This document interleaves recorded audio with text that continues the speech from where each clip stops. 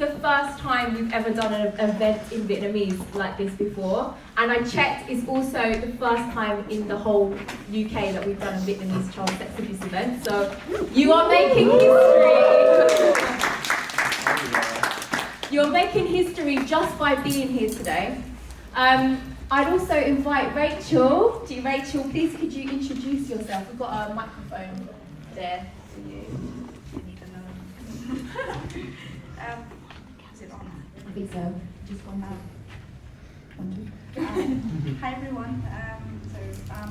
My name is Rachel, and I'm Vietnamese. Was born and raised in Vietnam. Have been in the UK over 10 years now. I came here to train to become a psychotherapist, so I can provide therapists in both English and Vietnamese. What else? People come. Quite a few Vietnamese who come to me because of their experience of childhood sexual abuse, and also clients who have Vietnamese background or who are Vietnamese and live in the UK or all over the world really. That's anything else? Do anything? Rachel just had a baby. A second one. Still, so very grateful she could be here today. And also, just to say, we haven't seen each other in a whole year. When was the last time? We filmed this last January, the one before last. Oh really? Yeah, it's been like a year and a half. But you've not changed a bit. I'm same as you. So one of the reasons why we wanted to do this event in Vietnamese is because, of course, the experience of childhood sexual abuse is very traumatic, and there's lots of layers to it when you try to talk about it. When you try and have that conversation in Vietnamese, it's even harder, because now you have to try and speak a language, at least for me, tiếng Việt của em đâu có hay at all, my Vietnamese is terrible, and then you're having to translate some extremely complicated emotions to our older generation a lot of the time, who are used to thinking about things so differently. We wanted to also open up this space to people who are not Vietnamese, because we think it's a very powerful time to learn about the culture, and we hope that in using this space to learn about the culture here, you are much more equipped that if you ever have a conversation with someone who needs it, you'll remember, oh, I went to this event and I learnt these things, and actually now I have a bit more context when I'm trying to have these conversations. Very short history for people who don't know. There was a mass forced migration of Vietnamese people to the UK just after 1975, which was the close of the Vietnam War, which is why there is a Vietnamese diaspora here. There's about 55,000 Vietnamese in the UK. 55,000, it sounds like a lot of people. It's actually not, because we all know each other. So like, even today, or Rose, who's doing the translations for us, if anyone needs translation, please go to Hal, put your hand up. Has like, oh, I reckon you messaged me on WhatsApp in the Vietnamese community, Jang, and everyone knows each other. We've got some people here whose birthdays it is. Everyone in this community knows each other, and that is beautiful, but can also sometimes add an element of gossip. If somebody knows that your pain, your experience of child sex abuse, everybody knows your experience of child sex abuse, and the same for abusers as well. So, with that said, we are going to start and have a bit of a first hour to review some of the podcast episodes that Rachel and I did together. It's in Vietnamese and English at the bottom. We're going to talk about some key themes, then we're going to have a break, and then, this is the fun bit, the more positive part, we're going to watch 2 scenes from some Vietnamese films where we talk about child sex abuse, and then we're going to review them in front of the live audience. You've not seen the clips, have you? So it's a raw reaction. I save it for today. Yeah, exactly.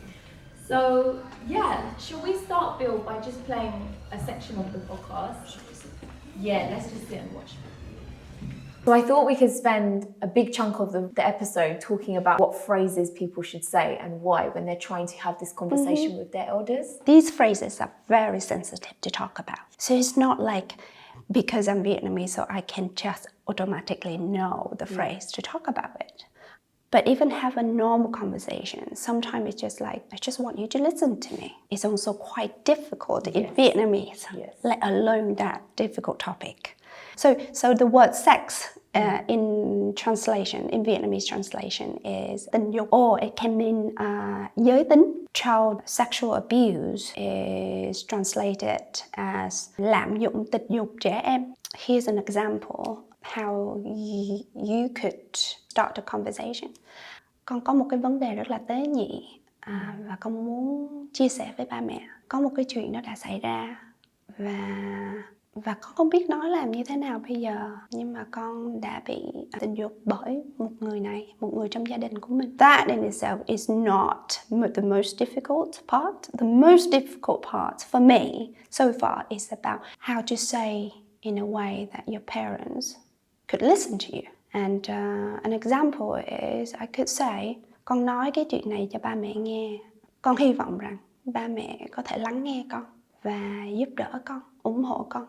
I have tried similar words when I was talking to elders, and I think support from their perspective looked very different to the support I wanted. I wanted them to understand this is the situation I'm in, this is why I don't want to speak to the abuser, and this is why you getting involved is not very helpful to me at this time, even though you think it's helping me, right? Whereas from their perspective, they were like, oh, well, the best thing for her would be if all the family is doing something together, exactly, and showing that united front. And it took me actually 3 years, because when I said words like support and things like that, like both parties would go away thinking like, I've said something to them and I've asked them to give me support and they've agreed. Whereas they would go away thinking, oh, she's asked us to support and what we're doing is really good, so we're just going to carry on with what we're doing. And there was multiple times where then we would clash years later when an elder would get involved and try and get the abuser back involved in the family, or, you know, whatever.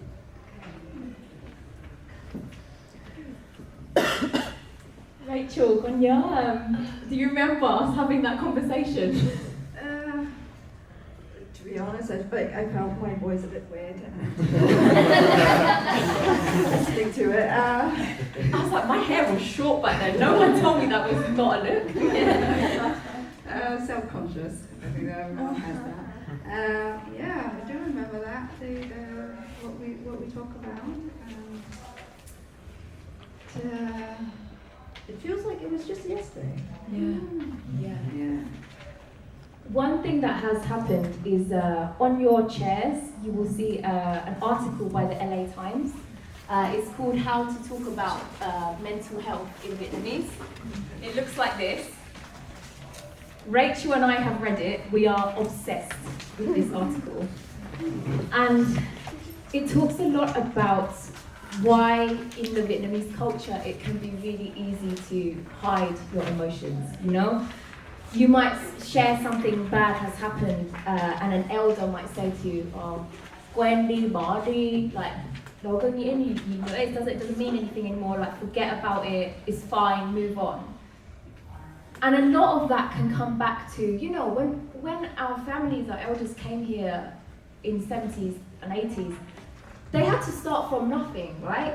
And there was no support, they had to find their own jobs, they were just in survival mode. And in survival mode goes, hide it, get on, let's just go forward. And sometimes to even think about mental health, it can be a luxury, right?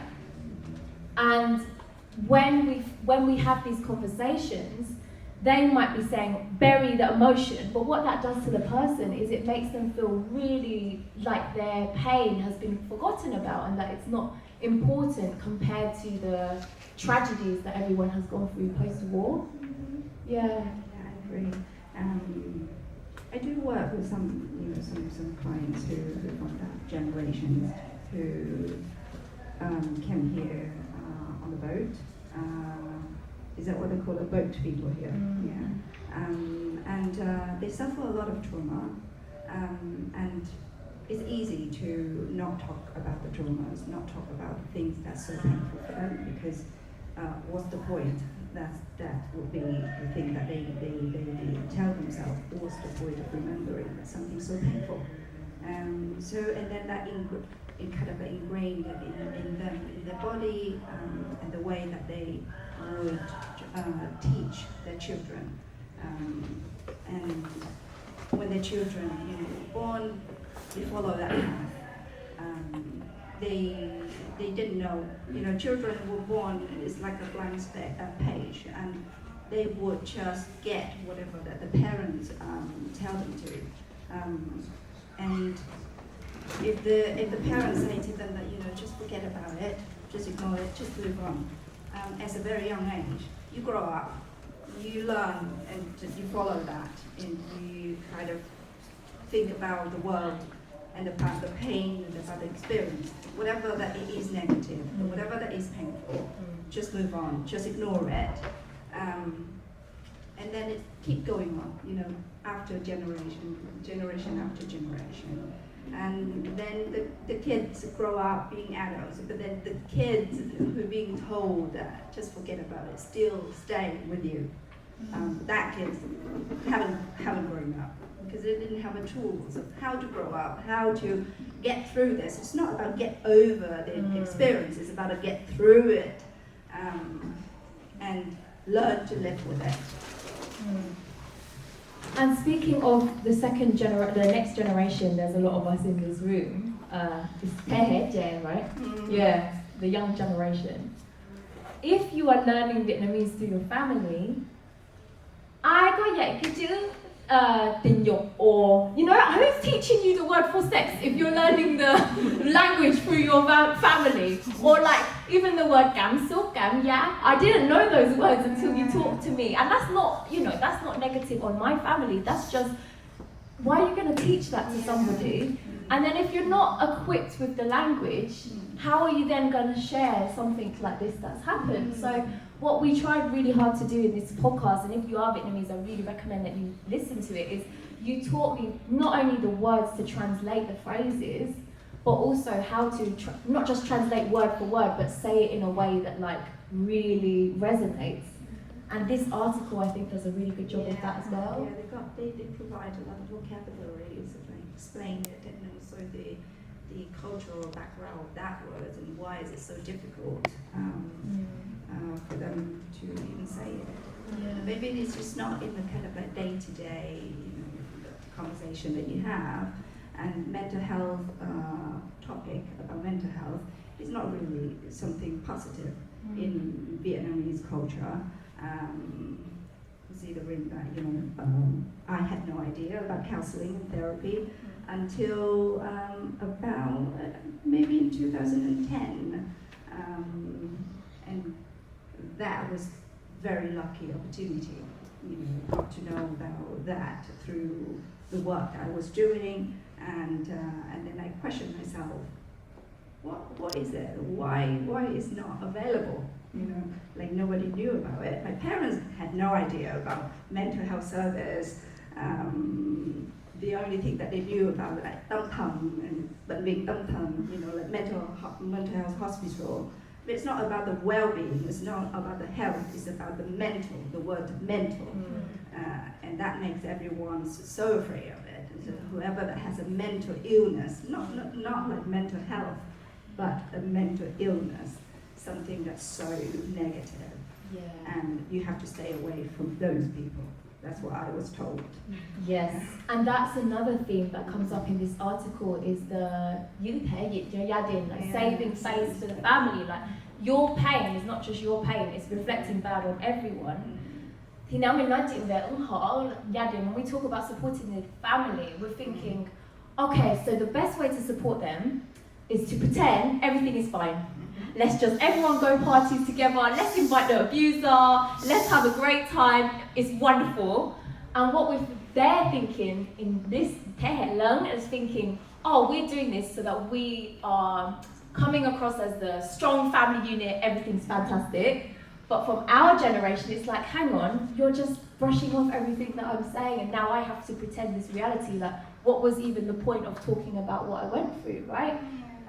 So this notion of saving face sometimes in the different generations can get quite lost. Yeah, but well, it's, in Vietnamese there's a phrase, I'm not sure that is in here, I haven't checked it.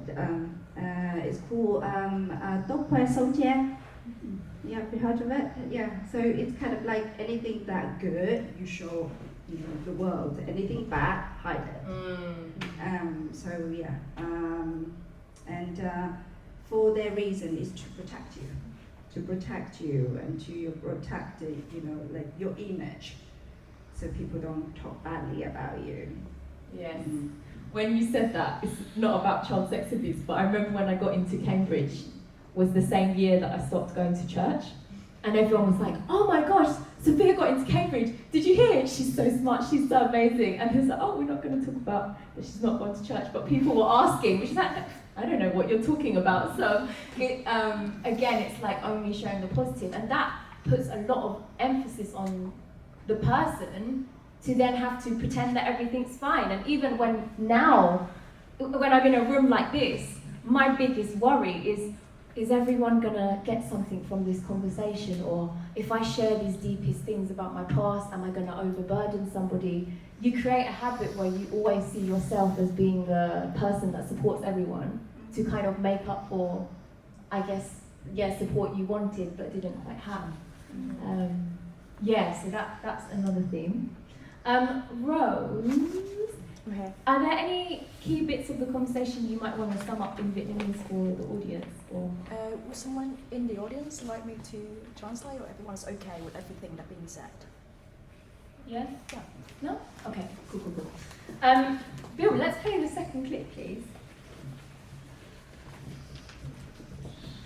Could you also help our audience to understand why questions like, oh, but what about the abuser, and what about having them at family events? Like, we've got to have them to save face. Like, can you help us understand why that is painful as well?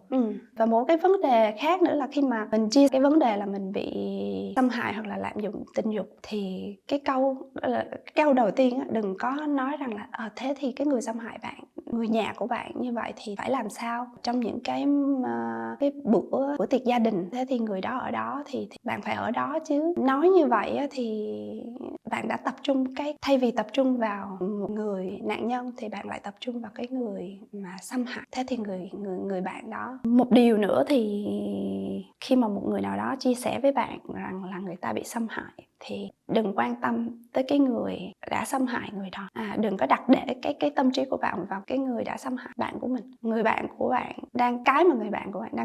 người bạn của bạn đang cần là một sự lắng nghe, một sự thấu hiểu, nhưng mà quan trọng nhất là một sự lắng nghe trước đã. Và đừng phán xét, đừng đòi hỏi là người bạn của mình phải quên cái chuyện đó đi, hoặc là phải nghĩ tới cái người xâm hại. Cái chuyện quan trọng nhất hiện tại bây giờ là người bạn đó đang cần một người bạn bên cạnh và chia sẻ cái khoảnh khắc đó thôi.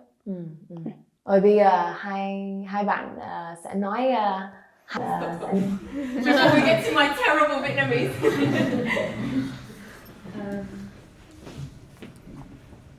Rachel, did you have any reflections on that?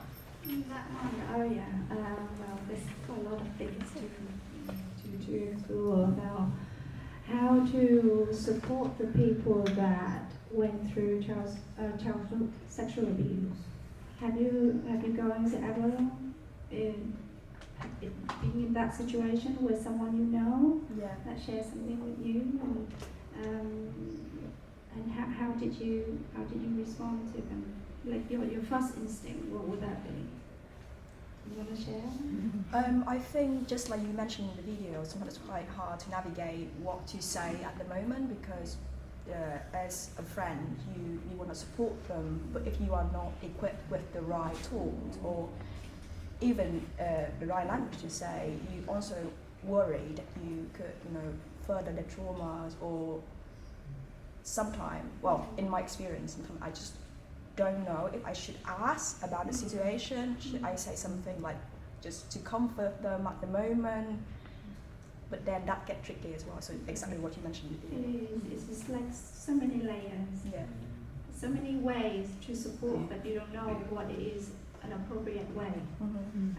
And even as a therapist myself, sometimes it's quite hard as well. Like I was trained to stay with it, to be with that person, and not, of course, that the most inappropriate way to say something to that person is forget about it. That's the worst thing. Or I have heard people saying things like, "Oh, that is just too painful. Why you keep thinking about it? Why you keep go over it? Why you talk about it in details?" Well, I can understand from the person who listened to it. I can appreciate that it can be quite painful, and it might be triggering for that person to listen to. We don't know the person who listened to us might or might not have gone through a similar experience.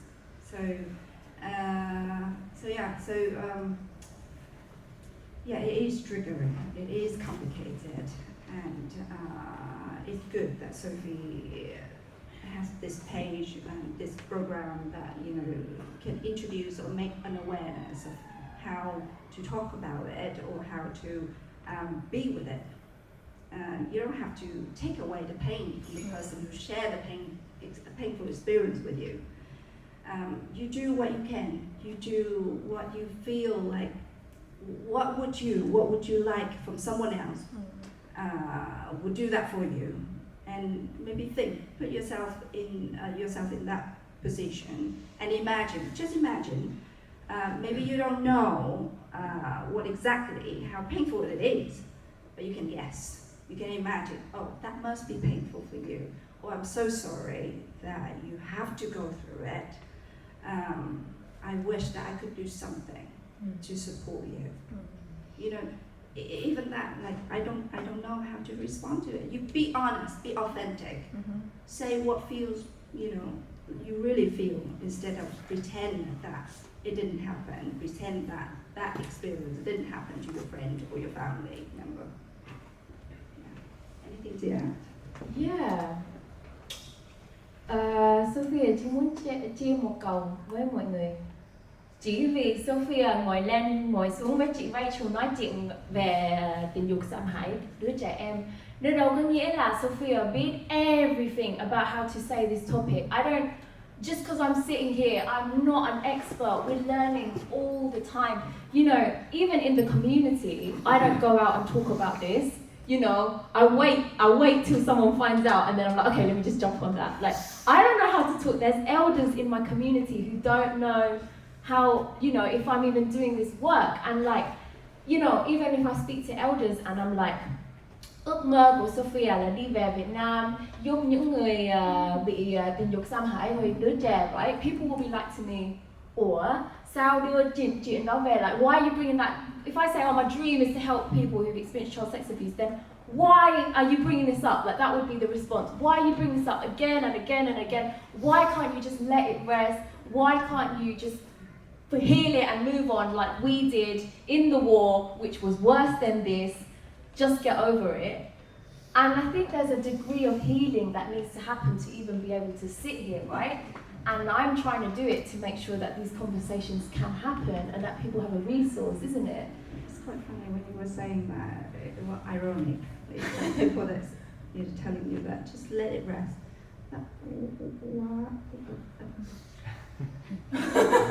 It is not for you to decide who to rest. Let the experience.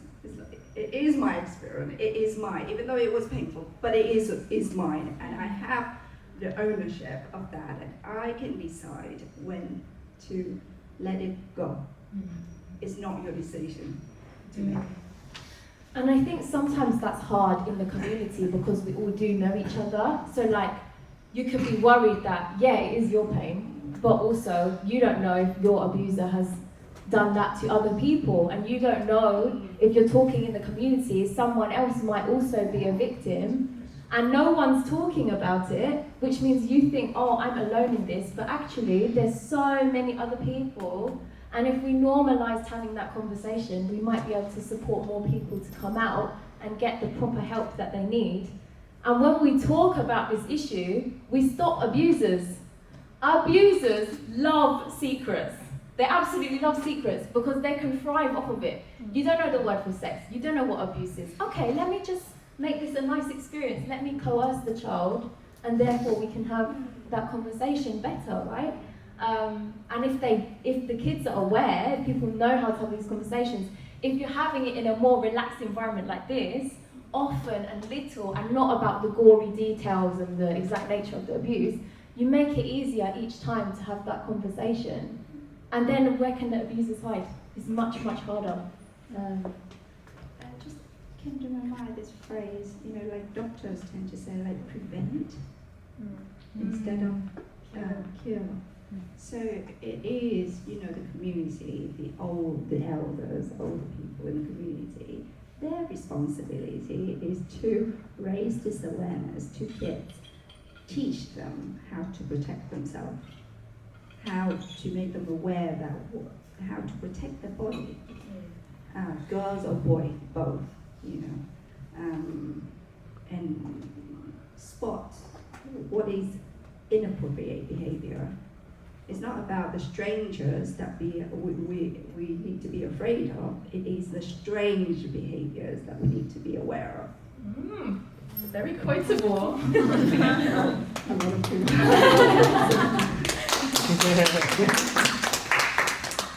This one is very important. And actually, Rose, I'd love it if you could help to translate this. We know statistically from reading reports that childhood sexual abuse is much more likely in vulnerable communities and populations. Therefore, a community of 55,000 refugees and their children is a vulnerable population. I hear time and time with everything going on now in Palestine, in Sudan, people are abused in camps all the time. People are abused by the volunteers trying to help them. People are abused by uncles and everyone who's just trying to let them in and look after them for safety, and that can be exploited. It's very likely that the older generation has also experienced abuse, right? But their way of dealing with it, because also there was so much going on, is to body, Gwendy, and it's okay, just carry on with life, right?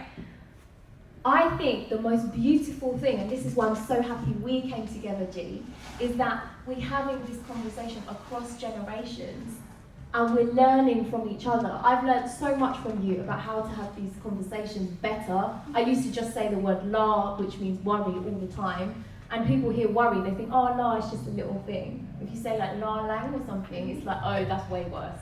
I didn't know that, you taught me this. And similarly, I'm teaching you about this generation and the conversations we're having in the UK and whatnot and how it's different. So I think that's a really powerful thing about even the group of people that have come together in this room, is that we really do need to learn from each other, and it's not just elders this, elders that, you need to be better, you need to do this, but it's a two-way dialogue. Good luck, Rose. Mình xin phép dịch ha, thì số liệu đã cho thấy là thực ra là những cái cộng đồng mà có nguy cơ cao, những cái cộng đồng mà nhỏ và những cái cộng đồng ví dụ như cộng đồng người Việt ở đây 50.000 người, thực sự là cộng đồng có nguy cơ cao về những cái trường hợp xâm hại tình dục. Và trên thế giới bây giờ thì cũng rất là nhiều sự kiện đang diễn ra, nó rất là đau lòng. Ví dụ như ở Palestine, phụ nữ và trẻ em đang bị xâm hại tình dục bởi những người mà đến đó để giúp đỡ họ, và những người mà họ xem như là người thân, hoặc là thậm chí là những người mà đã từng thực sự đã giúp đỡ họ. Sau đó thì nó không có nghĩa là họ sẽ không xâm hại phụ nữ và trẻ em. Thì trong cộng đồng người Việt thì Sophia nói là không phải là mình đến đây để mình chỉ trích cái tư tưởng của những người lớn khi mà họ nói là quên đi, bỏ đi, bởi vì họ cũng có thể là nạn nhân của xâm hại tình dục và họ cũng có thể đã trải qua những cái sự kiện rất là đau lòng, nhưng mà họ có thể là chưa có cái ngôn ngữ, chưa có cái cách để nói ra. Và mình đến đây hôm nay thì là một cái điều rất là tốt và một cái điều rất là đẹp, bởi vì mình đến đây là một cái cộng đồng nhỏ, nhưng mà mình sẽ có những cái trải nghiệm để mà mình giúp đỡ lẫn nhau. Và cái câu chuyện và cái cuộc đối thoại, cái cuộc hội thoại về xâm hại tình dục, nó là cái cuộc hội thoại hai chiều, và mình học được rất nhiều khi mà mình nói chuyện với người khác và hiểu người khác và tiếp xúc với người khác, thì mình sẽ học được rất là nhiều điều như thế. I think that's it. I mean, I wouldn't know, but yeah. Also, if anyone clocked Sophia or Sophia, so I always like hearing that. Should we open up for some questions if anyone has? Would anyone like to share a reflection or a question? There's also an option to do it anonymously in the break as well, on a piece of paper. Yes? I think just one point to make about the older generation is also the lack of education for them, because they don't know how to even start a conversation or even how to deal with it, and that's why it's so difficult for them to, and then that's why the only way they know how is to, like you say, to kind of brush it under the carpet and try and forget about it. So I think, give them the benefit of the doubt that they themselves did not have the education. They don't have these conversations. So this is a good start to get them involved also, because they themselves I know older generations that went through dramatic experience when they were in the camps in Hong Kong, nearly got raped. They know people that got raped. So themselves really, I think, would benefit also from these kind of dialogues. I totally agree, and I do agree that a lot of people in older generations, the vocabularies are not there, and also the people, like their own parents didn't know, because back in the day, I don't think this, it's people were, they were so busy of making ends meet, and they don't even think that they wouldn't believe or imagine that something like this would ever happen. So they're not prepared. No. They're not prepared, but it's about, yes, these things we need to spread the awareness, and more information needs to be out there for people to learn and protect, their own children as well, and to have a conversation, to be able to talk about it. And it's not, sex is not something horrible. It is something beautiful. It is about you. It is about your body. It's about, sexuality. It's about the awareness of what's going on in the world with, with two people or with all the people in the family. All the body parts, they are not ugly. We need to be able to talk about it, and through talking about it, you can teach people, especially kids, how to be aware that these are your private parts. If anyone who touched or say something about it, you need to come back and tell parents, mommy and daddy, and I appreciate that there was not vocabularies or words to talk about it, but it is about how you respond to it. You don't have to respond with words, I'm a mom now, so that even, I'm more aware of what's going on with my children, and I'm become more protective, and I would be so sad and so angry if something like this happened to my child. And it is about how you respond, how you protect your children, how to show your loyalty to your children, and not taking the other people's side, the abuser side, or if that abuser is your family member, how do you go to how you show that you can stand up for your children, and to show that this is wrong, it is not acceptable, and those words,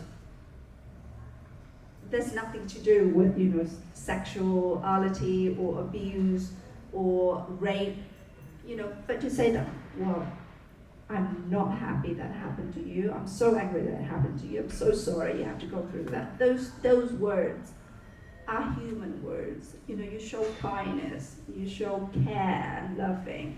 Those things you can learn. Yeah, for sure. One thing to remember is that when you hear about abuse for the first time, and you're not the one being abused by that person, the first time you hear about it is from the survivor, right? There is so much responsibility on the survivor to tell everybody. And when they share the secret, everyone thinks, oh, that's when that's happened. And everyone is seeing the opening of your secret with the destruction of the family. And we need to change that, or the destruction of, you know, the unit of where the abuse has happened.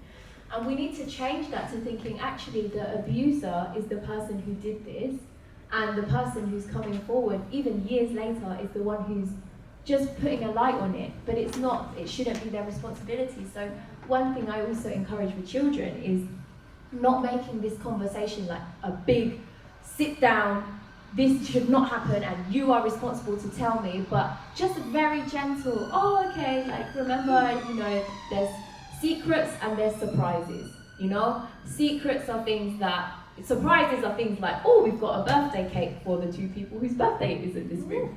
A secret is, oh, somebody asked me to do something and I'm not comfortable and I want to keep, you know, I'm uncomfortable and I feel like I want to tell someone but I can't. And just encouraging that, and then you can say, look, we're keeping this as a secret because it's a surprise, but this is a real secret and this is when you should share it and you won't be blamed. So just having that conversation, I always say, little and often and gently, without your emotions being involved, is very powerful. Yeah, I agree.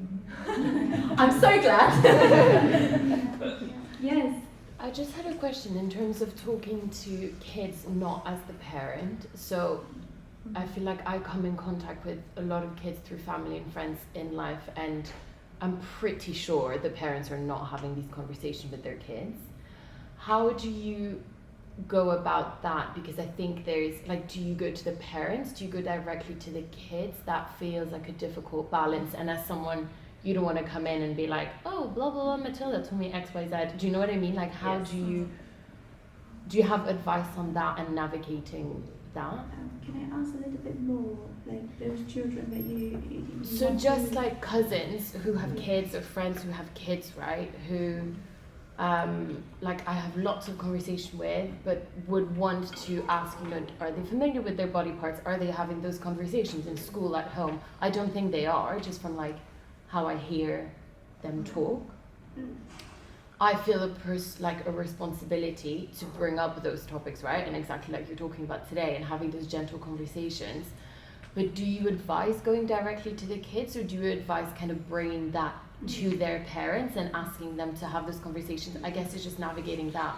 And what happens if you then have like pushback from the parents, if that makes sense? Because I'm sure some of my cousins would. So yeah. No, it is really good question, and to be honest, I don't know the answer on top of my head right now. I can only imagine if I were to be in your position.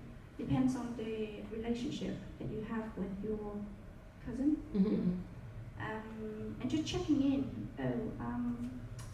How we, you know, like have you noticed something going on, you know, or I noticed that, you know, this.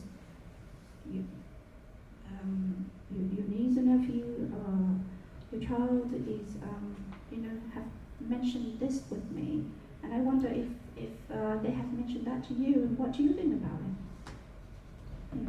Yeah, I would also add, I never go directly to the children without talking to the parents, because again, these conversations start at home, and if you want to bring that whole, also I'd like this translated, if you want to bring this conversation home, you need to be able to be aware that the home is going to be with that parent or that guardian, and so you need to foster that unit of togetherness, right? The way I have done it in the past is to say things like, hey, did you see this on the news? Or did you watch that film, which we're going to do in a bit, so now you're all going to go away with a film in your pocket to share with other people. And you can say, look, I've been looking into this, and I know that 1 in 4 children, that's the statistic, 1 in 4 children are going through this, and in lots of different ways. It might be abuse through an adult or other children or a woman. We don't often talk about mothers who abuse as well. And I just think it's important that we kind of start to have these conversations in a safe way. How would you feel about that? and then start to open it up with the parent, and then just say, when the time comes, I'm more than happy to be there. And again, peppercorning it little and often. If you're out in the beach and you see a kid trying to force an adult trying to force them to have a hug with a kid on the beach, you say, you don't have to have that hug. You don't have to hug that elder. You can bow, you can shake their hand, like, and yes, it might be a bit audacious in the community to say, if my child doesn't want to hug them, then that's fine. But actually, like, you're creating a notion that that person is autonomous for themselves, right? Some of the most powerful conversations I have seen in the Vietnamese community around child sex abuse have been because people have seen these resources, have seen these films, have seen YouTube. Because YouTube, my gosh, all our elders are watching YouTube and getting some questionable facts. So even just using YouTube, be like, you know, YouTube, yeah, anyone can add anything to that. Let's kind of really look into these facts together. And then you position yourself as a support across the board. Can I just get one? Okay, I'll try my best. Thì Sophia nói là theo cái kinh nghiệm của bạn ấy thì tất cả những cái cuộc hội thoại mà mình muốn nói với trẻ em thì nên thông qua gia đình của trẻ em, bởi vì thật ra là trẻ em vẫn, những cái chuyện này nó xảy ra có thể là xảy ra trong nhà, và trẻ em vẫn sẽ phải sống với lại người thân hoặc là người giám hộ của các bạn ấy. Cho nên là khi mà mình muốn nói về cái chủ đề này, một cái cách mà Sophia thấy có hiệu quả đó là nói một cách gián tiếp. Ví dụ như là mình xem được một cái chương trình TV, mình xem một cái đoạn video, mình có cái tài liệu mà mình cảm thấy là nó đúng và nó đáng được chia sẻ, thì mình có thể bắt đầu từ cái chủ đề gián tiếp đấy. Thì một phần nó sẽ nhẹ nhàng hơn đối với cái người cha mẹ, người giám hộ, và nó cũng sẽ mở ra cái cuộc hội thoại để họ có thể tìm hiểu sâu hơn, hoặc là họ có thể nói nhiều hơn về cái vấn đề đó. Và mình có thể không biết, bởi vì cái số liệu nó là cho thấy là trong 4 trẻ em thì sẽ có 1 trẻ em bị xâm hại, có thể bị xâm hại. Thì cái số liệu đó nó cũng khá là đáng quan ngại, và mình có thể bắt đầu với cái số liệu đó chẳng hạn. Và có rất là nhiều, không là cách mà có rất là nhiều trường hợp xâm hại khác nhau. Ví dụ như là cái kẻ xâm hại có thể là phụ nữ, người xâm hại có thể là một đứa trẻ khác, người xâm hại có thể là người trong gia đình. Thì nó có rất là nhiều chủ đề mà mình có thể bắt đầu nói một cách gián tiếp để mà mình vào cái chủ đề xâm hại tình dục. Và Sophia cũng nói là những cái cuộc đối thoại mà Sophia cảm thấy rất là có ý nghĩa và rất là tốt thì thường là bắt đầu bởi vì người ta xem được một cái tài liệu gì đó mà người ta cảm thấy nó có sức mạnh trong việc truyền tải cái thông tin này đối với người khác. Và cái ý cuối cùng bạn ấy nói là cũng rất là quan trọng để mình can thiệp kịp thời. Ví dụ như khi mình thấy một cái trường hợp gì đó khi mà trẻ em bị xâm hại, hoặc là bạn ấy một cái ví dụ là khi mà mình có thể là đang đi ra ngoài chơi và thấy một em bé bị ôm một cách không có đồng thuận á, thì mình có thể nói với em bé đó là thật ra là con không phải ôm cái người đó đâu, và con không nhất thiết là phải chấp nhận cái ôm đó. Nếu như mà con không muốn, mà con không cảm thấy thoải mái, thì đó là cái gọi là mở ra cho những cái cuộc hội thoại khác, và nó sẽ có thể mang lại rất là nhiều những cái câu hỏi mà mình có thể đối thoại với lại gia đình hoặc là người giám hộ. Perfect. Because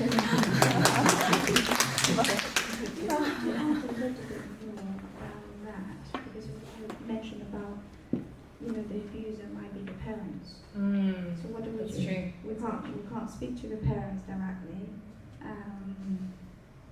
We can try, or someone, but it's not about raising the awareness to the parents now. It is about how to protect the children. And if you know that's happening, of course, then you have to ask for help, reach out to the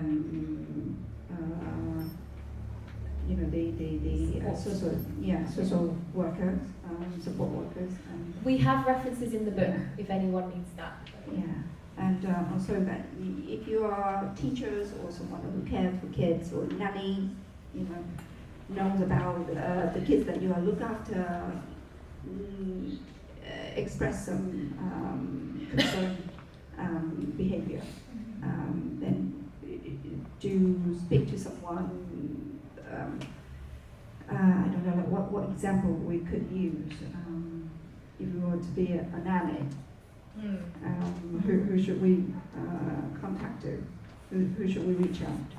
So I always recommend not going straight to authorities first, because in our community there's a lot of different opinions on authorities. Inside the book are a list of different organisations, particularly Kanlangan is a Filipino organisation, but they work with all East and Southeast Asians, particularly around sexual abuse and violence. It's in your book. You can go to them for support. There's also a group called On Your Side, which is anonymous reporting, if you wanted to report abuse within the community. And again, it's anonymous. But again, going back to these resources, just having those conversations with other, sometimes I find if you find other non-abusing elders who can support to have those conversations, then you can together find out something, and it's no longer, right? It's no longer like your own sadness, but you've shared that sadness together. Yeah, very good point there. Do we have any more questions before the break? Well, actually, I was just wondering, how would you approach, I know yourself, you said that, when's the time is right, we'll have a conversation with the girls. But what I'm thinking is, I feel, well, to a certain extent, I'm equipped to have, at the moment it's, your privates, I think we've had the basic talks in primary school, but at the same time, it's important to keep their innocence for as long as possible. I mean, for example, she was asking me where I was going today, what is Auntie Sophia talking about? And it was, what did you say? I just said, I started off very badly. I said, we'll talk about it when you're older. How to protect yourself, and we'll talk about it more. And she was like, and I was like, you said that you wanted to talk to the girls.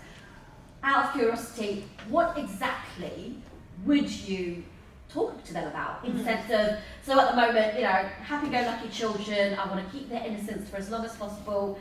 If anything was to arise, I would like to believe that I'm equipped to handle that in the way that you also suggested. But at the same time, it's, there's waiting for something to arise to talk about it. And then there's the scientific things like, your privates, you need to protect yourself. That's easily enough. But on a more serious tone of this, but we don't want to have that serious, we don't want to be like so stern that would scare them off. Yeah. But at the same time, I'm just curious, what exactly would you get into it in a sexual way? How would you do that? How would you, and what would you say to them? Is it okay if I share a bit of context? Yeah, that's fine. Yeah, that's fine. I'm godmother to her children. just for a bit of context for the room. I'm Auntie Sophia. I lost my Yi status, but I'm Auntie Sophia. First of all, I wouldn't talk about sex. Like, it's not even a word to me that comes into the conversation. Okay. I think for me, it's when does someone make you feel comfortable versus when someone makes you feel uncomfortable? For example, if I'm going to a family party or a community party and there's somebody there and if they make you feel like, or they're looking at you in a way that makes you feel, always trust your gut, If you don't want to be around them, you don't have to be around them, and it can just start with that, like stuff like that. I think sometimes as children, we inherit our parents' duties, right? Like we see that our parents are dutiful to their elders, right? And we want to give back that duty. So we see, they're very respectful, they help out around the home, they do this. I must do this too, even if someone makes me feel uncomfortable, I have to act like I'm fine around them.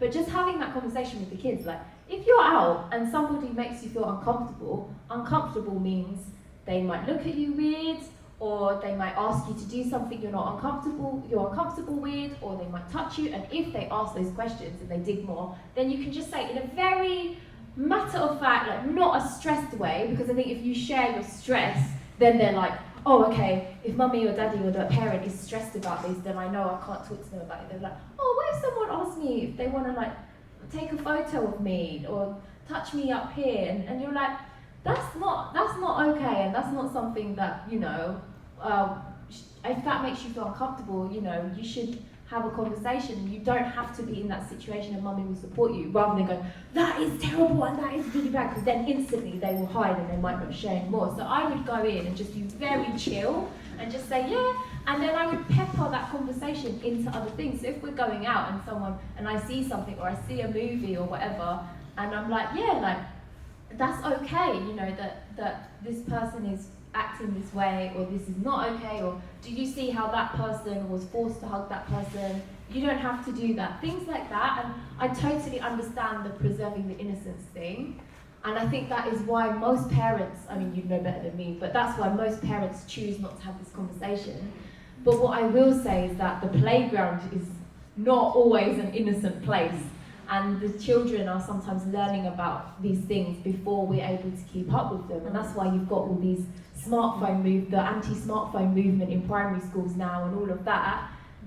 And I personally think with the smartphone movement stuff, it's like, okay, you're going to ban smartphones because you think you want to preserve the innocence of the children.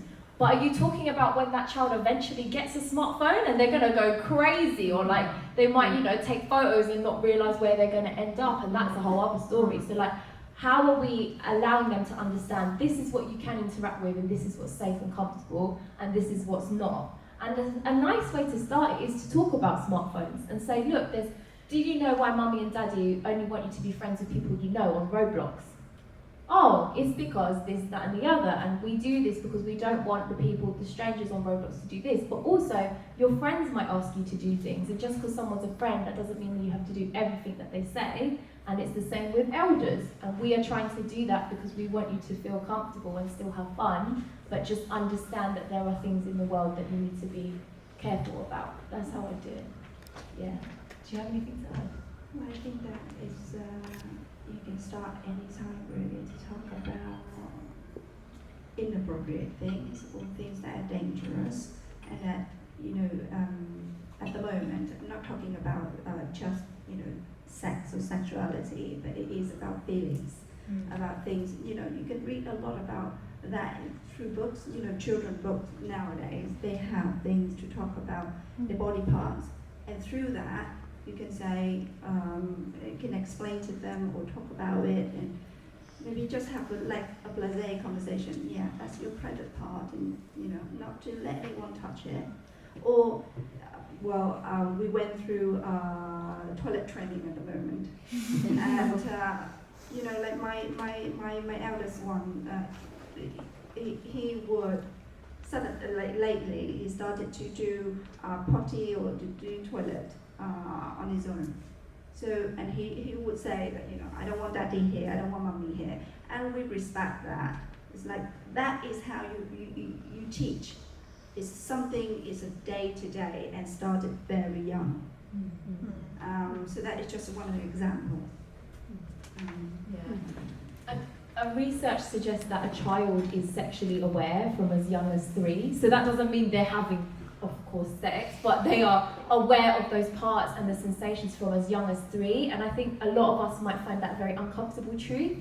But actually, like, they're having those feelings and urges and understanding that there's something that's private from a very young age. And so to just encourage that conversation gently can really, really help. So just let you know that I have 2 boys, so they started to inquire about, you know, like where the babies come from, and he even said like, oh yeah, baby have baby milk, and you know, I'm a big boy, so I have big boy food. So, you know, and so they are aware about where the milk comes from as well. I'm breastfeeding, so he see and he said that, oh yeah, that's for babies, and I used to drink that too. So, sweet. So they're very aware, they're very smart. Yeah. And one final thing before the break, we talk about talking to girls quite a lot in child sex abuse. We need to remember to have that conversation with all genders. Yeah. I speak to so many parents who are like, I spoke to my daughter all the time about child safety. I did not speak to my son, and my son was the one that got abused. So please remember that as well. It's all genders can be survivors. And on that note, we're going to have a break. Suzanne, the wonderful mother volunteer, is going to be handing some paper out if you want to ask some questions. Get some food, and we've got a cake for our birthday people. Do they want to stand up?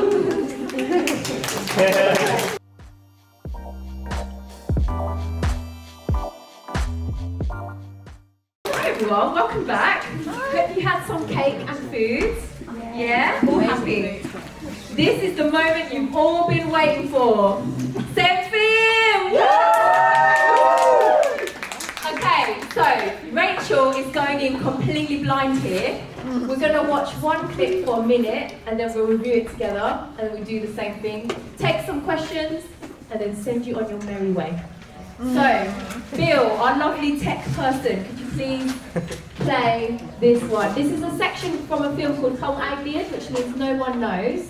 And you can see it on YouTube.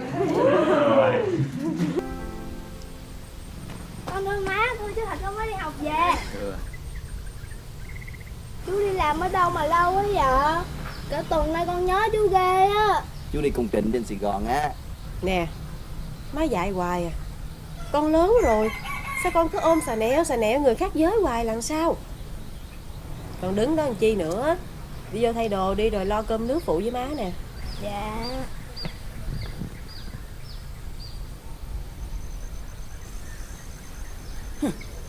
Làm như tôi là người xa lạ vậy. Bữa nay mày đặt dạy con đừng có xà nẹo vô người khác giới. Làm sao? Mặc dù nó là con của thằng khốn nạn đó, nhưng mà tôi vẫn thương nó như là con của tôi. Thì biết là vậy, nhưng mà nó lớn rồi, 12, 13 tuổi đầu rồi. Cứ ôm xà nẹo gì hoài sao được? Ủa, ông không thấy hổn rày báo đài người ta đăng hà rầm cái chuyện mà mấy con yêu rau xanh hả? Toàn là cái thứ quỷ ma gì đâu. Cái gì? Ý nói tôi là mấy cái thằng khốn nạn mặt người dạ thú đó hả? Không, tôi không có cái ý đó. Nhưng mà mình phải dạy con mình cách tự bảo vệ nó chứ. I'm not saying anything. What do you think, Rachel? What stay with me is that hug.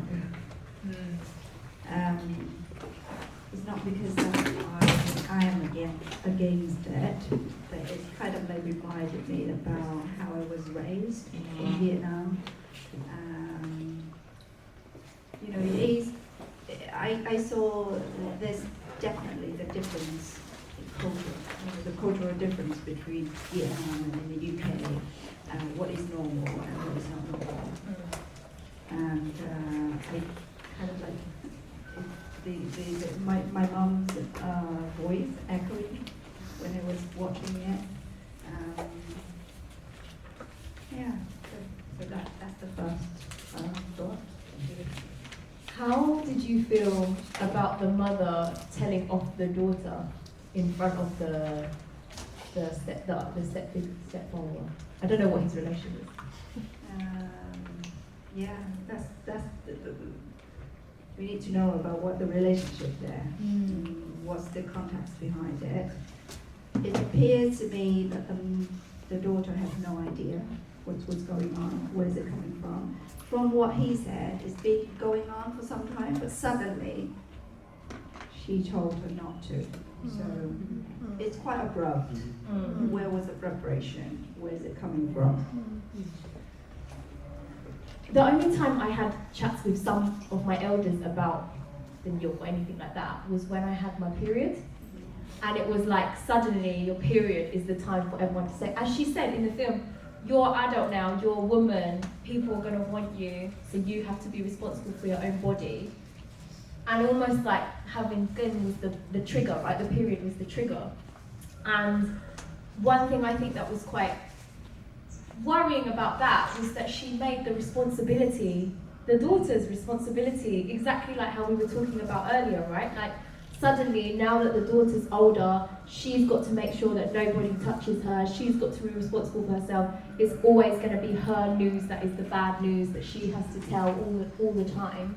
And when I watched that and I saw, again, the mother had good intentions, but she's telling her off right in front of, I think it's the boyfriend. She's telling her off in front of her boyfriend, as in the mother's boyfriend, the stepfather figure.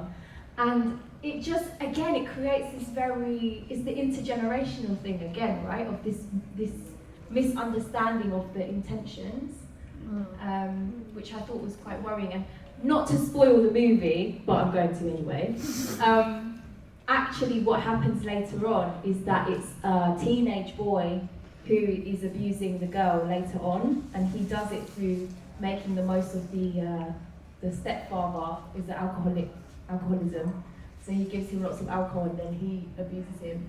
And then the mother's hurt because she's like, I gave you this conversation, I gave this talk, I spoke to you in front of the stepfather, but it wasn't the stepfather that abused, it was this other teenage boy. So again, just being aware that having that conversation once isn't always helpful. You might think, oh, I had this conversation and then that's it. They won't do it, they'll listen to me.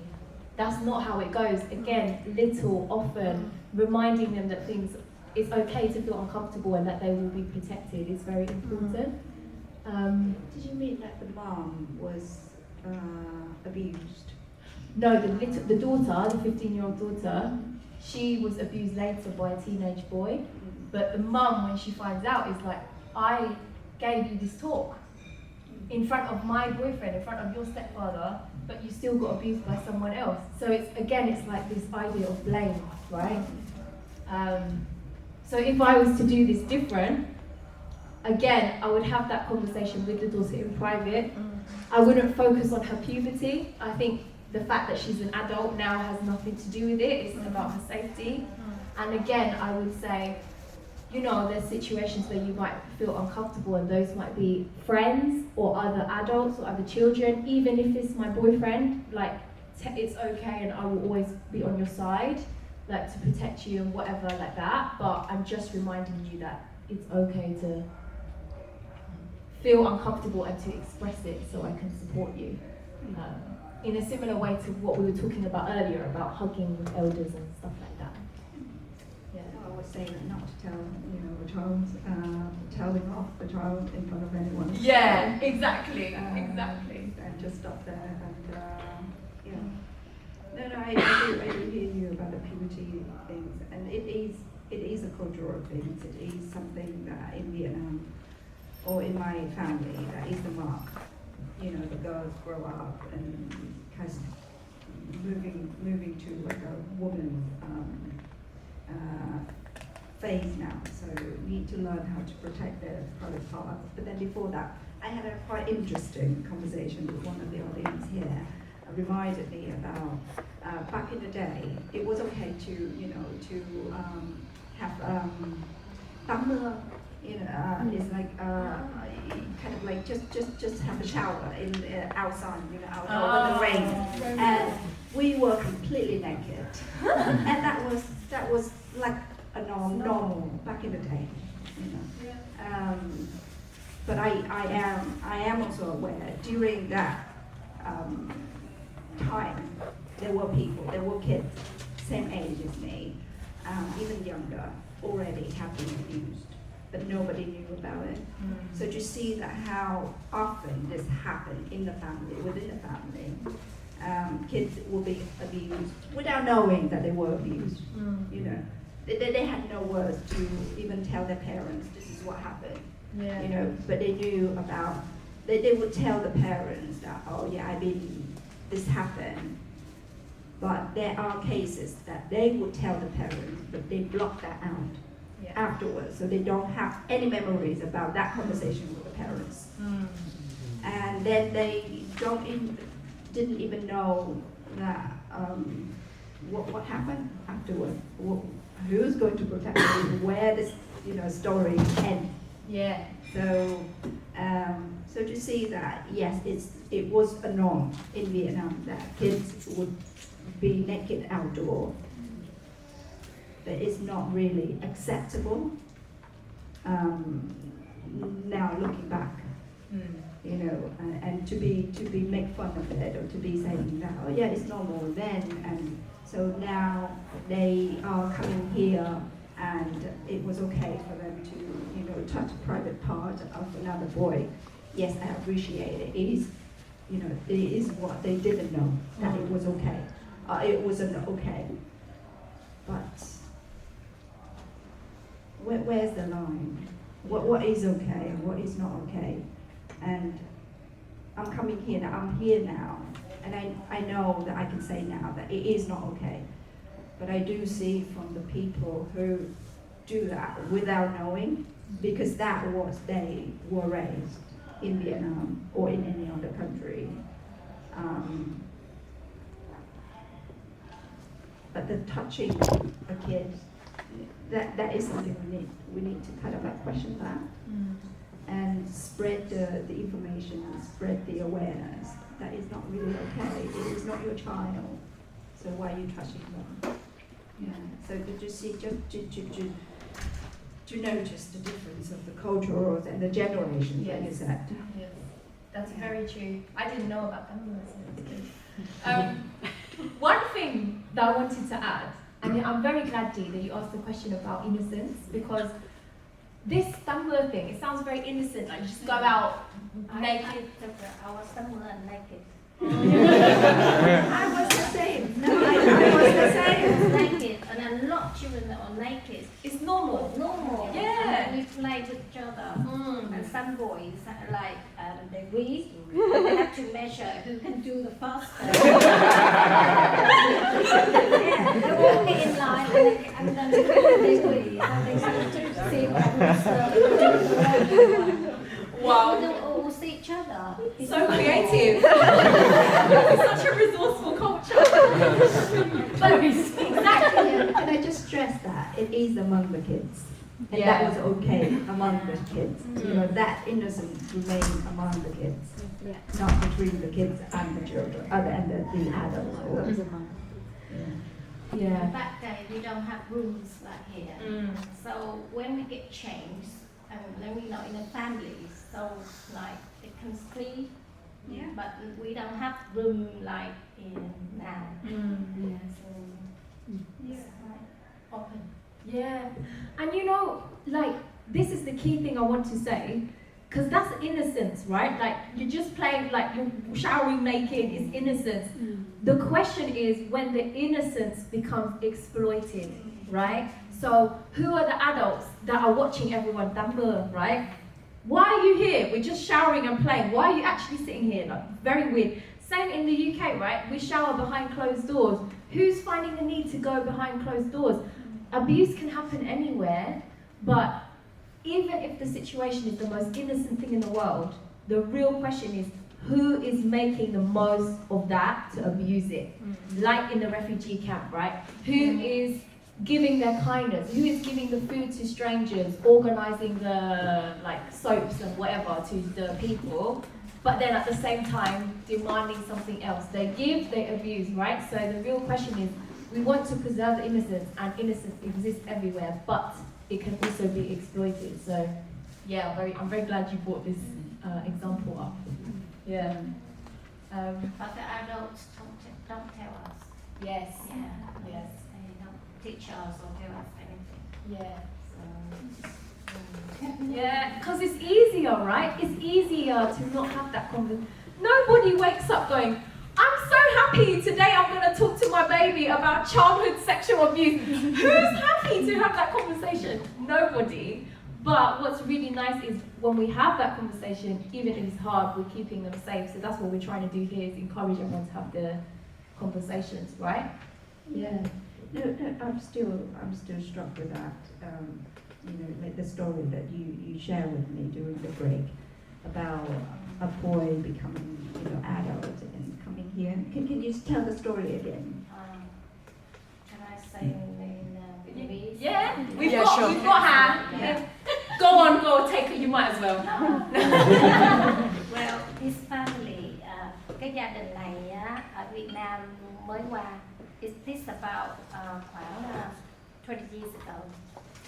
Thì đi swimming, đi bơi,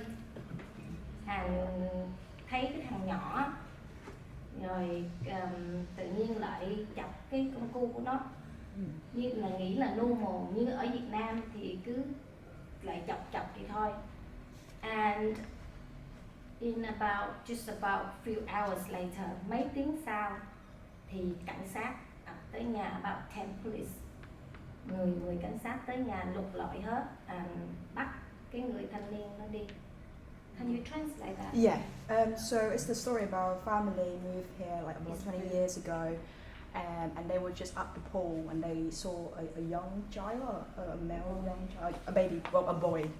Yeah. And in Vietnam, it's very normal to just like play with the boy in a playful way. That's what they thought. So they went over and touched the boy's private part, and they didn't think anything of it because it was normal for them back in Vietnam. And then just a few hours after that, police officers were informed, and they were taken away for investigation, I suppose. And that was the story. Sau đó phải đi cái cậu bé mà có quen hai bên có quen nhau không? Hay là English, English. The boy is English. They do. Năm này năm là Yeah. năm là 20 years ago. oh 20. Okay, carry on. Sorry. 24. Xong rồi phải đi ra tòa giải thích. Have to explain. Ra tòa. And they were taken to court for a hearing for the sexual abuse case. Even now, some of thanh niên ở Việt Nam mới qua, even now, they not really understand hay chọc mấy đứa con gái nhỏ nhỏ, chọc như là chọc ghẹo nó, nhưng mà nhiều khi nó không thích, nó báo cảnh sát. Không như là underage, like under 16. Nhưng mà ở Việt Nam chọc ghẹo thì nó normal, nó bình thường. Như là tease, vậy là vú bự, ngực bự, cái gì nói như vậy đó. Ở Việt Nam nói là nó hơi normal, nhưng mà ở đây nói mà cái đứa kia nó nghe được đó, thì nó sẽ báo cảnh sát. Nhưng mà nhiều người bị rồi. In the community, also a lot of cases where teenage or young guys moved from Vietnam and they weren't familiar with the legislations here, and they still with the catcalling culture. So when they see young girls, underage girls, they would use provocative language, make comments about their body, could be around their breasts, and they are not aware that that is a serious thing here, and they could, the girls could report them to the police, because in their mind, in Vietnam, if that's okay in Vietnam, it's probably okay here. This is the point, you know. It is a good point, but also remember back, when I was in Vietnam, and still, I am aware that behaviour is still happening. Yeah, But it's not acceptable. As a girl, growing up with that attitude, that behaviour, I was very uncomfortable. And I didn't think that it was normal. But as a person who received it, it wasn't normal. I'm not saying that those, behaviour, I mean, it happens. I wouldn't call it normal. Because calling it normal, it will be, there's a notion of acceptance in it. It wasn't accepted by me, and it's still not accepted by many people like me. And people, I hope that it's just, minority people who are doing it. And in Vietnam, we started to spread that awareness more now, that not to shame, body shame, not to make fun of anyone else's appearance or make certain comments about it. Yes, there's no legal action about it in Vietnam, even now. But once that they enter this country, there's something they need to think about before they do. They need to just be careful. Yeah, and one thing that also worries me when I hear this story is sometimes without even realizing, we make an excuse for the abuser. So they might not understand what they did was abuse. But as you said, if it still makes the person uncomfortable, only they can talk about what happened with their own feelings, right? They have the authority of their own feelings. And sometimes I worry, if someone comes to you and is like, oh, this happened, it's very common response for elders to go, are you sure they meant it? Or was it actually rape? Sometimes, and then easily they can just, okay, if it wasn't that, then fine. Or maybe they didn't mean to. But what we forget is actually they still whether or not they meant to, they still abuse people. And it's the same with other kids abusing other children. Like, they don't mean to a lot of the time, but they're not educated, as you said, Go. So then, but then at the same time, a child will still abuse. So we need to kind of challenge that. And just to highlight, there's 2 organizations, one in Hanoi, one in Saigon, that are doing this work. One is called Go Hiểu, Go Be, and the other one is Ladies of Vietnam, which is founded by this UN woman called Mia. She's a transgender woman, and she's trying to, because she's like, I grew up as a boy and now I'm a woman, so I experienced like almost both of the teachings, right? And she's changing that narrative. So yeah, that's one I can write down as well. Like, the work is happening in Vietnam, so that this is no longer a normal situation. Yeah. Shall we go to the next clip? Okay. Nên bà biết vậy thôi, đừng có mà tám chuyện nữa nha. Yên tâm đi, tôi cứ là im như thóc lép để trong bồ. Bà có biết chú Sơn không? Chú Sơn thì lạ gì? Hàng xóm nhà bà chứ gì. Người lớn nè, đỉnh đạt nè, mà còn hay giúp đỡ hai mẹ con bà chứ gì. Nhưng hồi này chú ấy làm sao đó? Sao là thế nào? Hay là chú ấy thích mẹ của bà rồi? Khỉ, bà chỉ được cái giỡn ác thôi. Chú ấy chẳng có chuyện gì với mẹ cả. Chú ấy làm tôi sợ. Sợ gì? Chú ấy tốt vậy kia mà. Mấy lần gặp tôi, chú ấy nghiêm túc lắm. Bà chỉ được cái hay nghĩ linh tinh. Nhưng hôm nay chú ấy cầm tay tôi, lại còn khoác vai tôi nữa. Bà không thấy ở trong phim người quen, người ta cầm tay, cầm chân nhau, lại còn húng má nhau nữa. Đầy ra đó. Nhưng chú ấy nhìn tôi lạ lắm. Vậy có giống mấy cái thằng hôm nọ, nó nhìn chằm chằm vào tụi mình không? Không, chú ấy nhìn khác tụi nó cơ. Người ta nhìn mình chứng tỏ là mình dễ thương. Vậy thôi. Nhìn bà tôi còn khoái nữa là yên tâm đi, đó là chú ấy quý bà thôi. Thôi mà, tôi nói nghiêm túc đó. Ơ này, vậy bà tưởng tôi không nghiêm túc à? Tôi kể cho bà nghe nha. Gì con? Chú Sơn, chú ấy kêu con qua mượn tạm cái điện thoại của chú ấy về xài tạm. Mẹ qua mượn rồi, cảm ơn chú ấy luôn nha. Thôi, để mẹ cảm ơn sau. Chú Sơn đã nói vậy thì con qua mượn luôn đi. Con... Nhưng cái gì, chỉ được cái làm biếng thôi. Bây giờ mà kêu qua nhà cái Trang thì thoát cái là biến liền mà. Qua chú Sơn đi, đừng để uổng lòng tốt của chú ấy nữa. Dạ lại, chiều nay các bác ở cơ quan mẹ sẽ gọi điện thoại báo đi nghỉ mát ở Vũng Tàu đó. Mẹ, con muốn nói với mẹ chuyện này. Thôi, để nói sau cũng được. Mẹ phải đi tắm cái đã. Cả ngày mẹ ngồi trong nhà máy, nóng không chịu được. Dạ, để chút nữa con sẽ qua.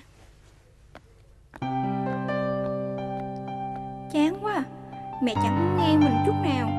Có khi đúng là chú ấy tốt tính thiệt, mình chỉ được các cả nghĩ thôi. Nhưng lỡ chú ấy có suy nghĩ gì thiệt thì sao? Ôi, mình không nghĩ được nữa, đau đầu quá à. Can't wait to hear what you think of that, Rachel. I don't want to make the mood down, but it feels quite heavy watching it. Yeah. The whole time it was just brushing off. There's no space for this girl to even talk about what's actually happening. And I know that it's a bit forceful the way that they scripted this, and it showed that, you know, to make a case. So it feels a bit. It is a film, so it's been directed, it's been scripted. So I'm not sure. No, I am sure that it has happened in the reality, and the way that they brush things off, and it is very sad, isn't it? Yeah. And the mom and the friend. Why? Just give the girl some time to say something instead of just over top. You know, top over her. There was no space. Yeah. Yeah, exactly. Couple of translation right here. So this was the perfect example of what not to do. The reality is most children, if they ever talk about their abuse, again in the reports and the statistics, only 25% of people will ever disclose their abuse. And at the time of it happening, it drops down to like 8%. It's tiny. Most people will tell a friend first, someone their age, someone a peer. So again, if you're able to educate your children, you are also helping to provide a safe space for another child. It's as simple as that, right? And this girl, I don't know if you caught when she's like, oh, just when they look at us, it means we're cute. Like, she obviously learned that behavior from somewhere and she's repeating that behavior, right? But what's really important is to notice, again, like that child is learning that from her elders as well, and we can break that cycle by having this conversation, right? The second thing I want to say is, very rarely will a child sit down and go, mẹ, hồi đó tôi bị tình dục xâm hại. Who's going to sit down and say, I was sexually abused back then? Nobody, but you can see it in the signals, right? She said, I'm going over to Uncle Cern's house, can you come with me? It's a subtle hint that she does not want to be on her own, right? That's the first thing. Then the second thing, she's like, the mum's calling her lazy because she's not going over there to do it, right? So that's another thing, it's like, do your duty as a child. And then she's like, I want to tell you something. And then all of a sudden, the mum's like, no, I need to shower. So she's trying to have that conversation, but without saying the words. And in our second generation, third culture children, all of that, you see it time and time again, right? You're at a family gathering, you might see the person who abused you. You go over there, you hide, you pretend you're busy. You go and you help in the kitchen because you don't want them to come into the kitchen.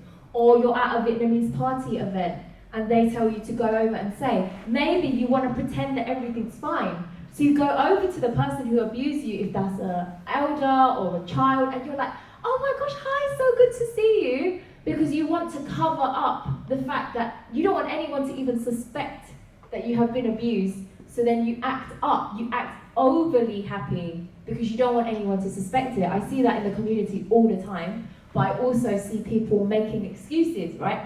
Oh, they don't want to go to that family event. Suddenly they will invent this whole new drama. With me, it was school. I was like, I'm going to pretend that I can't go to sleepovers because I'm so busy with school. What child, age 10, has too much homework that they cannot go to spend, like, to play with people, you know? Who's that busy at 10 with schoolwork?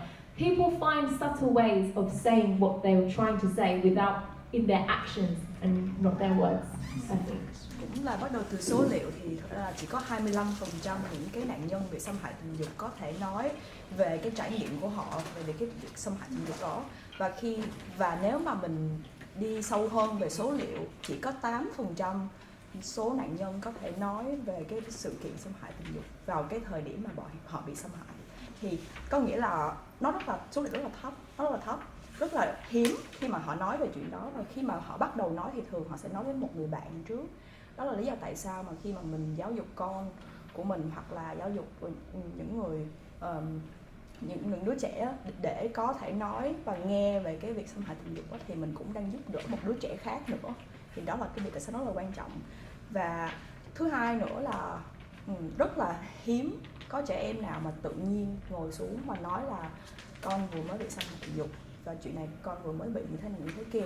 Nhưng mà đứa trẻ nó sẽ thể hiện cái đó bằng những cái cách khác, có thể là qua hành động hoặc là qua vẽ mặt hoặc là qua những cái cách khác. Và người lớn, ví dụ như trong cái phim này mình vừa mới xem á, thì cái đứa trẻ đó thể hiện bằng cái cách là nó cảm thấy không có bạn ấy không thấy thoải mái khi mà qua nhà cái chú Sơn đó một mình. Nhưng mà mẹ của bạn ấy thì ngay lập tức là nói là không những là không nhận ra mà còn không quan tâm tới chuyện mà bạn ấy đang chia sẻ luôn.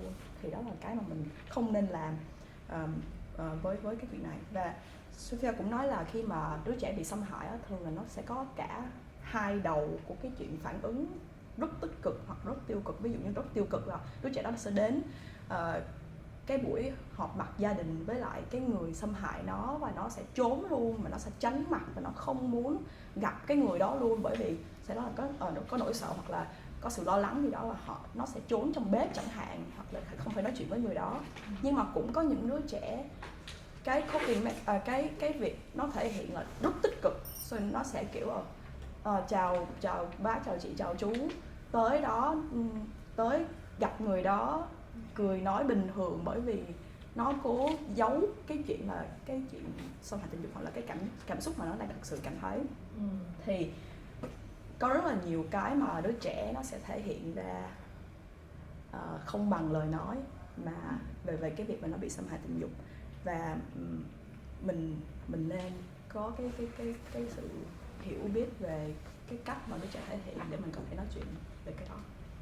Ví dụ như Sophia cũng nói về trải nghiệm của bản thân Sophia là lúc 10 tuổi thì không có đứa trẻ nào quá bận để mà đi chơi hết, nhưng mà Sophia lấy cái lý do đó bởi vì đó là cách mà bạn ấy thể hiện cái sự không thoải mái khi mà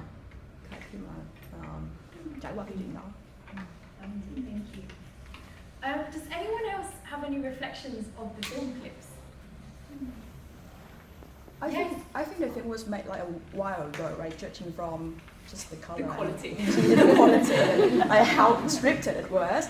But I think it's still so relevant in the context of what, so how we are still product of social media or society norms, especially when you mentioned that the girl mentioned to the girl that okay, they look at us because we're pretty, so that is like a compliment because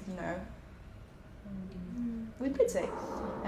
And just building on Rachel's point as well about listening skill. So a lot of the time when people tell us something, we feel the need to react or say something immediately instead of just listen. And this girl in this film, just I feel like she being gaslighted the whole time.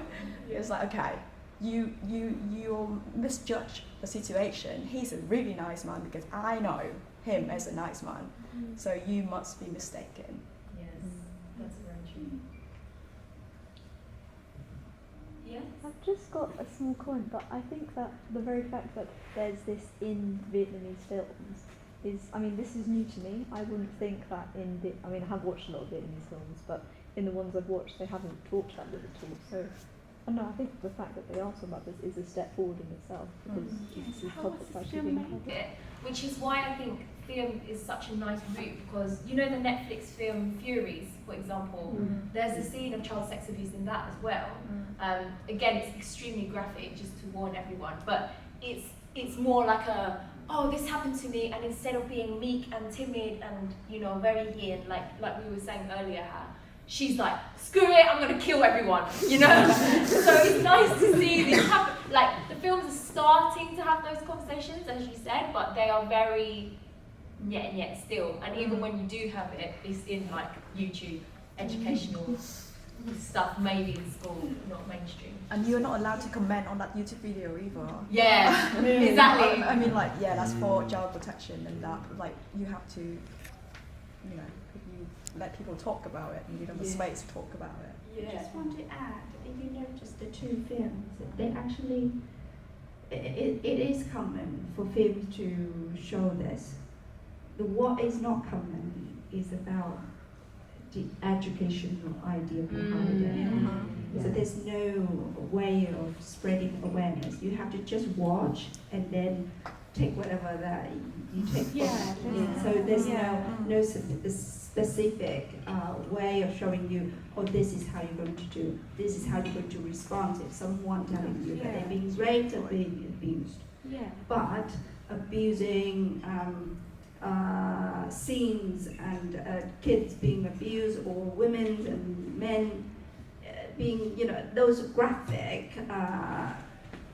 scenes, it's all, there's a lot in Vietnamese movies and series, so it's not rare. What rare is what you do after that. That's very true. That's very true. It becomes the drama, not the support of Yes. I'm just checking time. We've got 1 more minute. If it's okay, I'm going to stay for 10 for these two questions. Is that okay with everyone? Yeah. Love it. Thank you. Actually, can you stay for the exercise? Yes. We're going to have a grounding exercise to wrap up a few minutes. Yeah, because it's been quite a lot of chat, like heavy chat. So one of the questions here, they're very similar questions. it's a responsibility for elder generations to educate children, but given the fact that many elders will be survivors too after their journey, is it also a responsibility for younger generations to talk to elders and work with them? And if so, how do they start that conversation? It is a good question. What stayed with me is that word responsibility. What does that mean? What does that mean of the younger generations to do? What part of the responsibility? Yes, it's very unique experience with the elders who, especially in the Vietnamese community, come here. But it's not just a Vietnamese, experience. It is a universal experience. There are other people, other older generations in other countries who experience abuse, and then they can either move on or and not talk about it, and then teach the younger generation doing exactly the same, or someone who actually, okay, I'm going to break that cycle. What do I do now? Yeah. So it can start anywhere. It can start with the elders or with the younger people. And I when you grow up, it is your responsibility of learn how to protect yourself, how to stand up for yourself as well.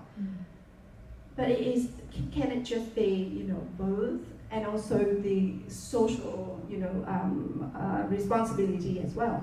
That people outside of that family, that unit family, notice something about kids. What do we do if we see that? So it's not just about the kids or the family, it's everyone's, responsibility if they choose to do so. And I hope that everyone choose to do something, kind and caring, protective. And that was a really good starting point. Why did that help? Because of the Vietnamese, but basically it's one part of it, and actually it's something to focus on. So it's not me talking all the time, saying things, but it's let's both listen to this, and we can both discuss about it. Yeah. I was going to say, if you read the LA Times article, which, if you haven't guessed, I'm obsessed with, the guy who wrote it, Phi, right? He is like me, like born here, Vietnamese parents. But he said he's never felt more closer to his parents since writing that article. Because he'd come home and he'd be like, oh my God, I didn't know this word, like, for, I don't know, law versus law lang or for whatever. And then he'd ask, why is that different? And then they'd use the resource to have a conversation. So like making it about something else other than yourself is very powerful. And that resource is a great way, because when we shared it in our family, a lot of our elders were like, we never even knew this was a word. Like, so it's their learning at the same time as well. And that leads really nicely into the final question, which is, how do you converse with someone about child sexual abuse when they are constantly dismissive? This one is very powerful, and one I understand. And again, talking about the external, like the podcast or having something else, I found it really helpful to write a letter. Because again, my Vietnamese isn't very good. And I wanted to make sure that they didn't just understand cái chuyện đã xảy ra, but also how I felt about it as well. And so I would write a letter. I'd be really prepared for potential backlash and have a response for that. But I would just be like, look, I've written something. I know that you might, it's easy for you to dismiss, but the very fact you've come with something in your hand that you've written, they can see that there's something here that you want to talk about. And then ways I have done it with elders is I would read it and then I'd pause and be like, my Vietnamese isn't very good, someone help me write this, but do you understand what this word means? Usually their question will be, who helped you write this? Are you sharing drama? but then you say, no, like I did it on Google or whatever. And then you just check they understand, and then that becomes a point to have that conversation. So it's a lot of preparation on your part, but sometimes we're a very physical culture, like we show love by feeding, we show care by, doing things, right? So when you have a conversation, if you have something physical and you say, I've written this, or do you want to watch this, or do you want to read this LA Times article, you are giving that feeling a physical presence. And that is something that they have to respond to. And if not, try again, try with another elder, someone else who could support you to have that conversation. You know, there's always cousins, aunties, uncles, like other people in the community, like, oh, it doesn't have to be within the community. Yeah, that's true as well. Someone that you trust, that they would protect your secret, something that's so personal to you. And if you try with someone within your family and they dismiss you, well, maybe think again about that relationship, and just be mindful, manage your expectation. And it is sad that I have to say that, but it is a reality to many people as well, that they don't get what they want. And if you try to force it too much, you're the one who's going to get hurt. Sometimes when a child is coming to you, they will test how you respond to something else before they share their secret. That's a good one to translate. Because, for example, if I see that you're responding really negatively to child sex abuse in the news, and you're like, that doesn't matter, that will never happen in my family, the child is making a mental note. Oh, that will never happen in our family. Oh, okay, maybe then I've just been overreacting, like the girl in the film, right? So be really mindful that your reactions to these things and to difficult topics in general is all, your children are soaking it all up, right? Yeah. Yes, and I just wanted to end my part by saying the fact you are all in this room is literally history making, and we are starting to make these conversations happen, right? So if you learn something, if you want to share something, go away, say, oh my gosh, we went to this event with G, Rachel and Sophia, and they were talking about child sex abuse, but we had fun, and we ate cake, and these are some of the things that we talked about. You are starting to plant that seed for someone who might really need it. So secrets are worth sharing, and that is why I'm just going to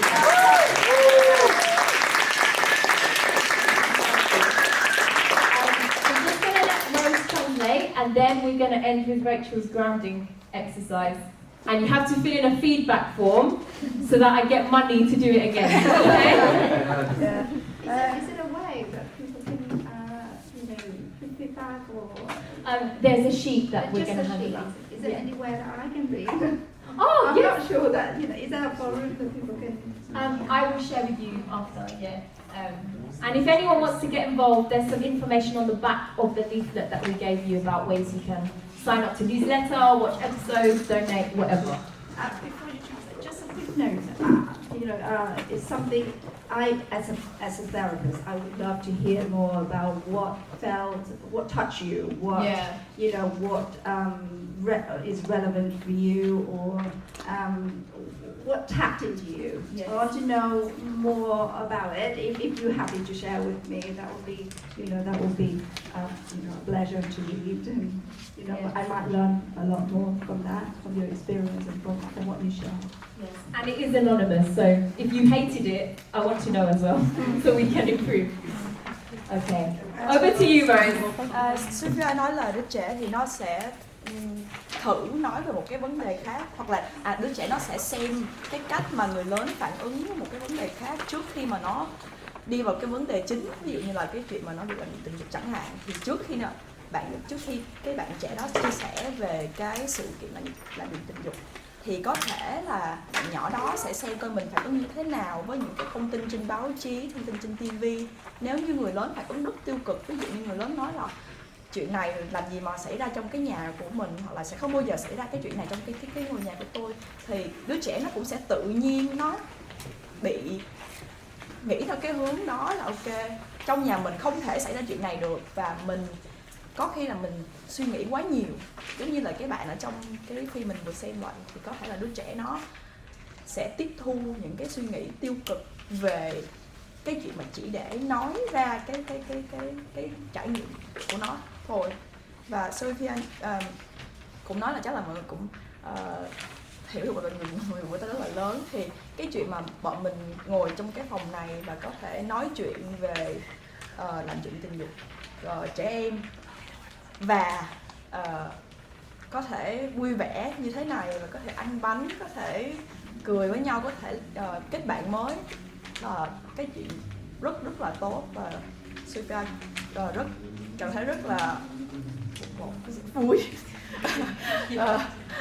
với cái sự kiện này. Và cũng là chị Rachel nói là nếu như mọi người có chia sẻ về những cái điều gì mà mọi người cảm thấy là có ích, hoặc là những cái điều gì mà đã chạm đến mọi người trong ngày hôm nay, thì chị Rachel sẽ rất là vui được biết những cái thông tin đó.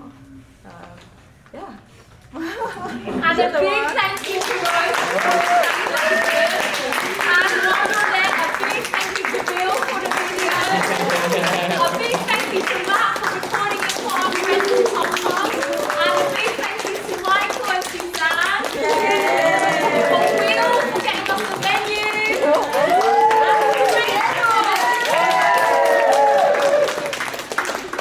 Alright, let's take a moment.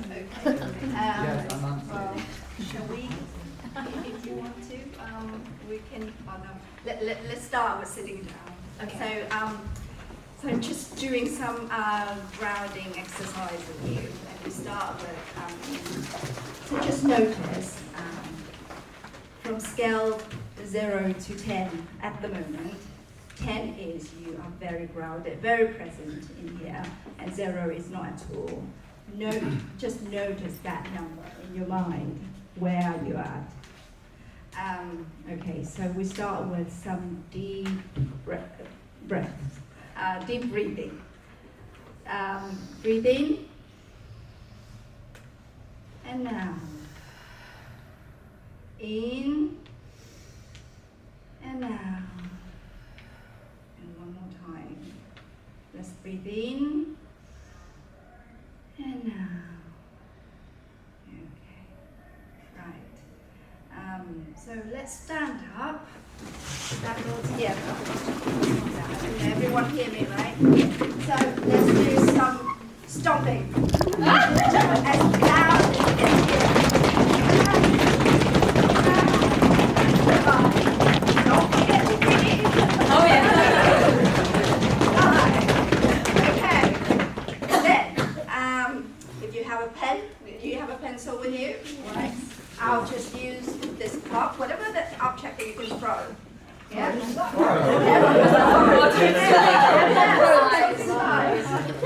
Yeah, we're going to do the catch, throwing catch. Oh. Yeah? So let's see that, I want you to do. Do like something like that. Just do it with you. Yeah? And focus on the hands. Sorry. No. Not to think about anything else, but to just focus on the throwing catch. Yeah? And don't forget breathing. Oh yeah. Yeah. Right. Throwing catch. Focus on the object. Okay. There we go. So, and another set of deep breathing. Okay? Breathe in. And out. Breathe in. Last one. Okay. What number are you now? Which number from 0 to 10? Yeah? Yes. Okay, just keep that number with you, and thank you very much for joining us today.